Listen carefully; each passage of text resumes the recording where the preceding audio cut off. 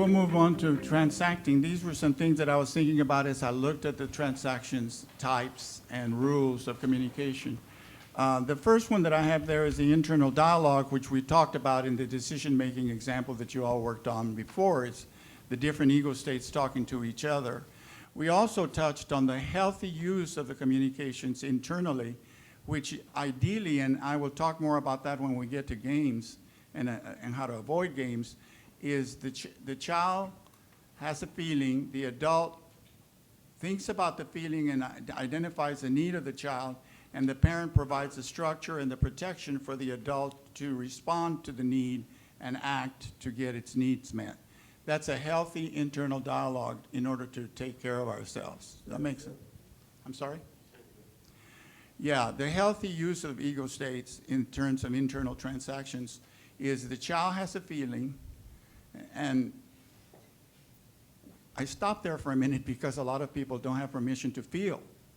And so the first step in getting healthy is to give yourself permission to feel and to learn about feeling. That's why I heard in the news just yesterday that somebody was saying that emotional literacy is more important than any other kind of literacy as we move forward in this culture. So that's permission to feel and to think. And so this first message is to feel and be aware of the feeling. We're aware of some feelings like having to go to the bathroom or needing to eat, being hungry or being tired.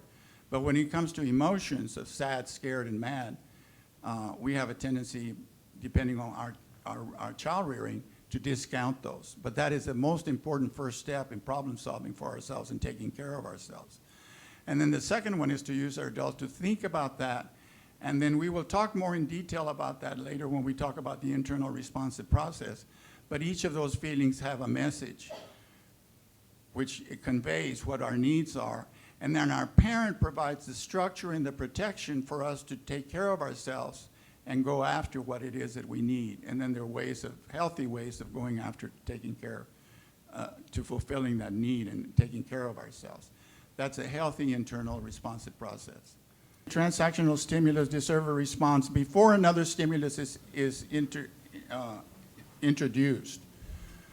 So we'll talk about redefining down a little below, but if somebody says something to you and you change the subject or you change the subject to yourself, pay attention to whether you have been responded to, and I think that's what you were talking about, right?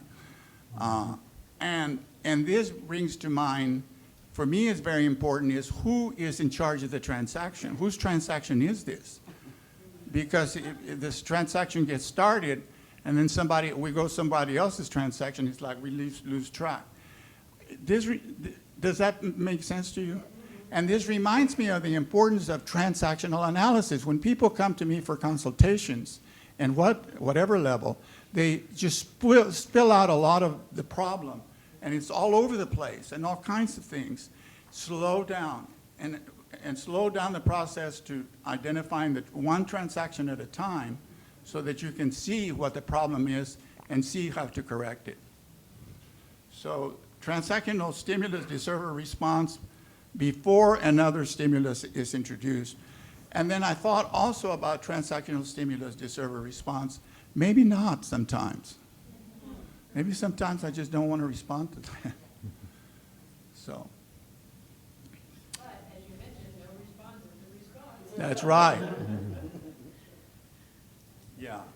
There's like gallows laughter and teasing and things like that that I choose not to respond to. Is that like rejecting a stroke? Right. Yeah, rejecting either a stroke to you or a negative stroke to themselves. Yeah. The other thing about transactions is that there are options in terms of either initiating or responding to stimulus. And so, for instance, the example that I was thinking of is somebody comes to you and says, I don't know what to do about my drinking husband. He gets drunk all the time and I'm so worried. And so there are options like, we'll talk about that same example when we talk about games. But like the critical parent says, well, get rid of that SOB. Just get rid of him. That's one response option.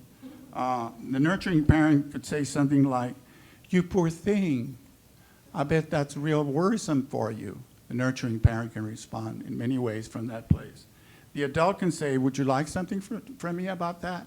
That's, I find, the most useful whenever you hear people presenting problems, is like rather than going to rescue or going to any of the others, is saying, "What would you like from me about this?"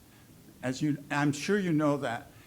And also, as I was thinking about these transactions, I think as I'm going through these examples, you're going to really see yourself in action in terms of intervening with cross transactions for creating effective communication. The adaptive child, "Oh, I'm so sorry. I wish I could help you. I wish I could do something about it." That's a useful way to avoid helping. The free child could say something about, "Let's go get drunk with him."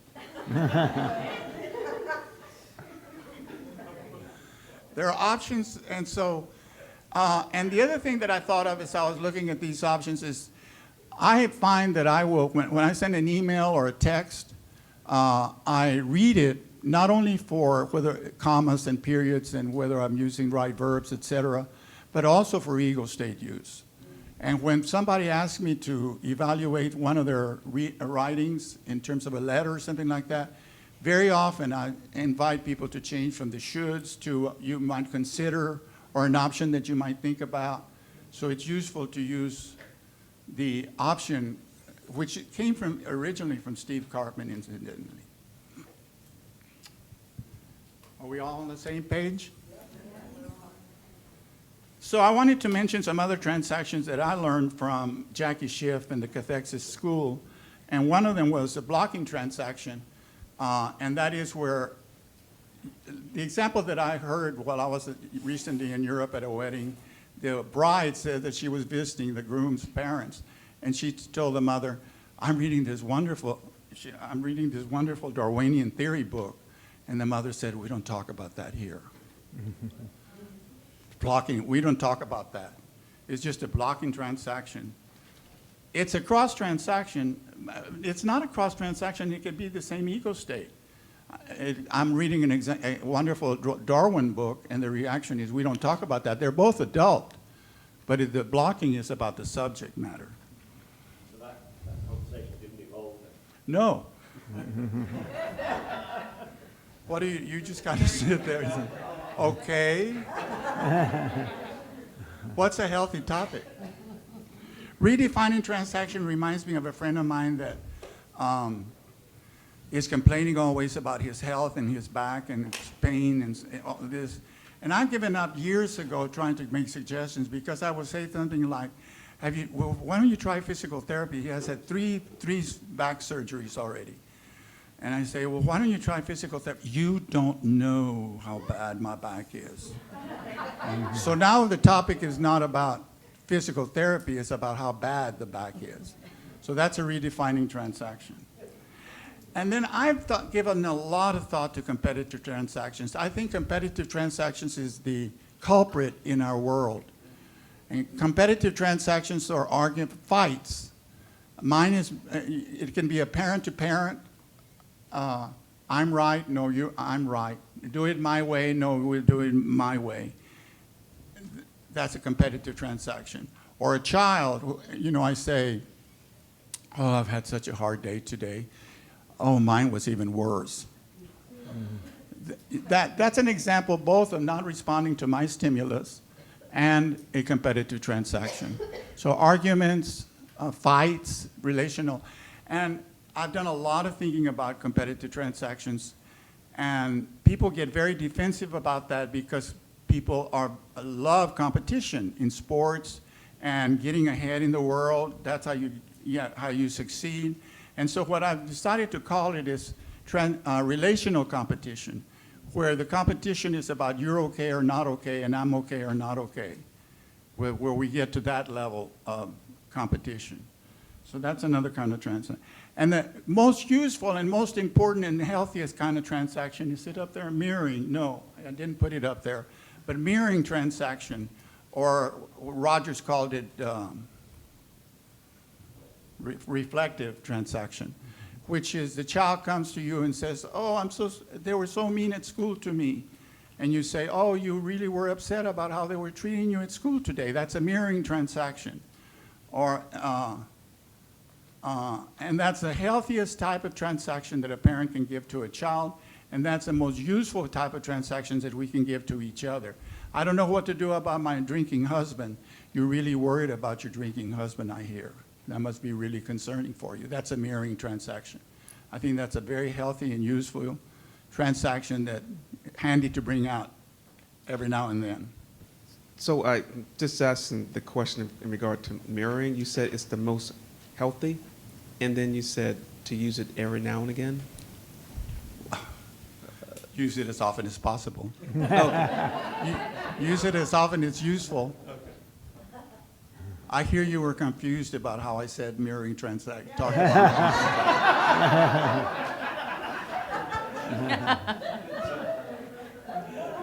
when couples learn how to do that for each other, I don't see them anymore for couples therapy.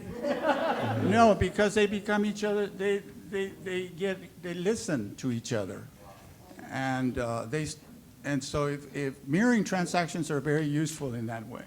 First of all, it was helpful. Whoever talked about the most useful thing is not so much knowing how to categorize every transaction, but hearing it and knowing how to respond. Yes. And that was super helpful, so just thank you for that. Because otherwise I would get very caught up in cognitively memorizing everything here. And then my question for comprehension is we don't talk about that here.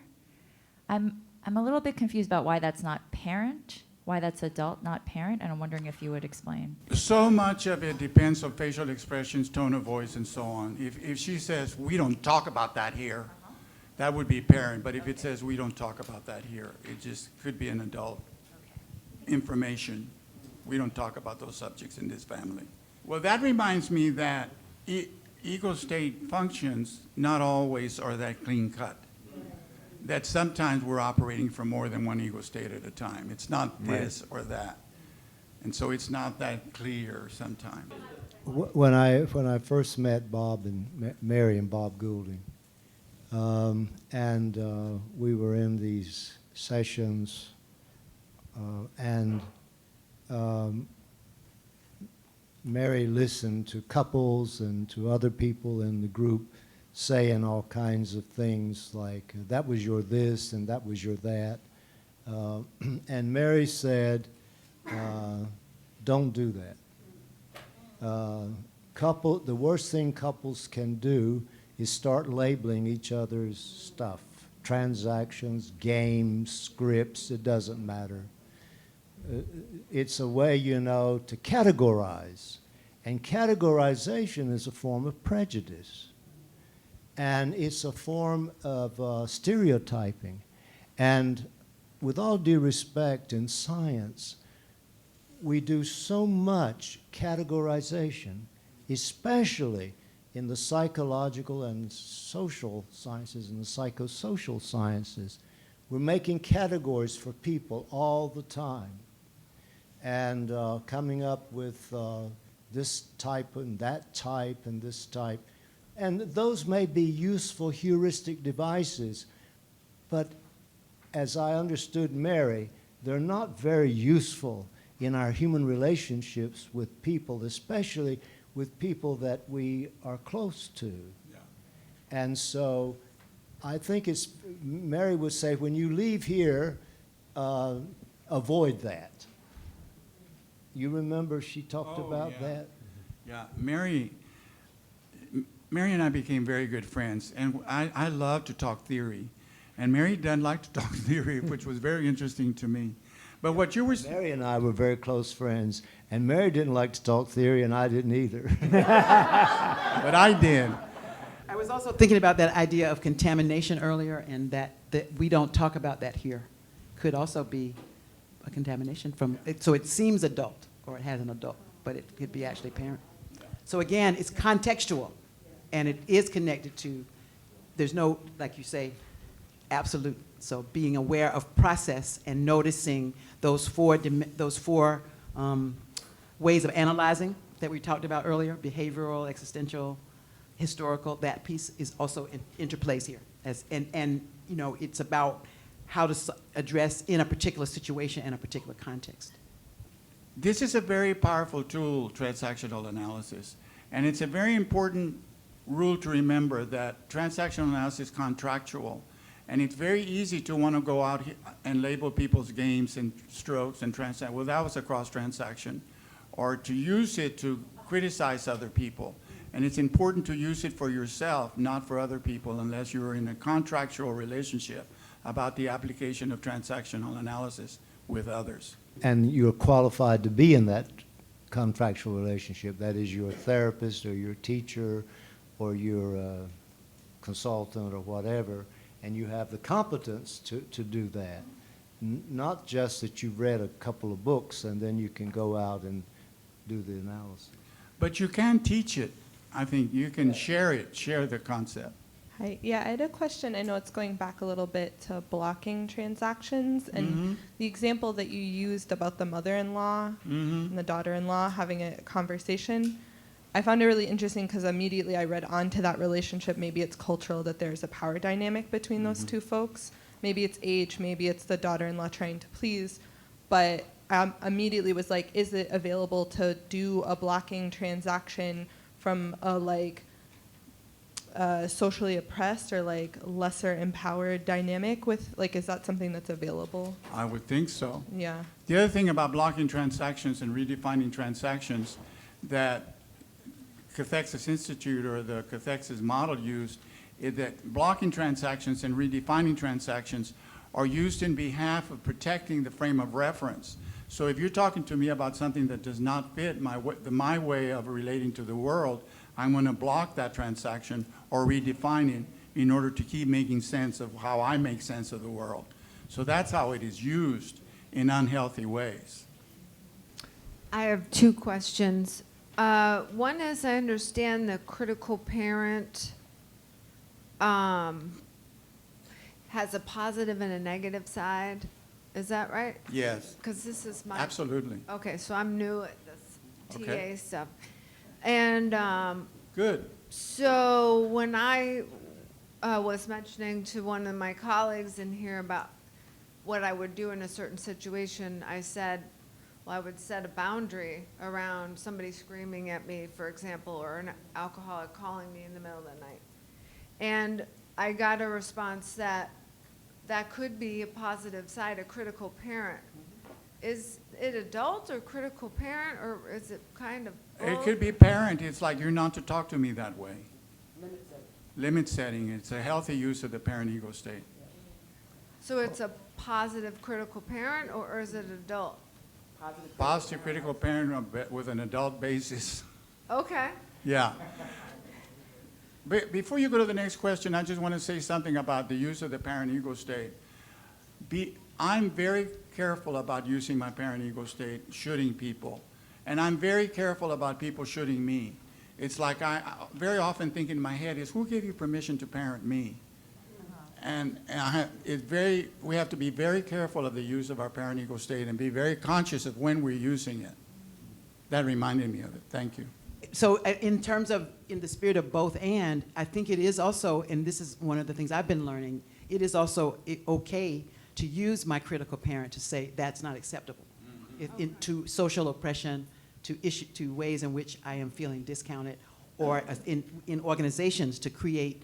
So we've been working with an organization that has a social justice mission, and their practice inside of the organization has been historically hierarchical and oppressive.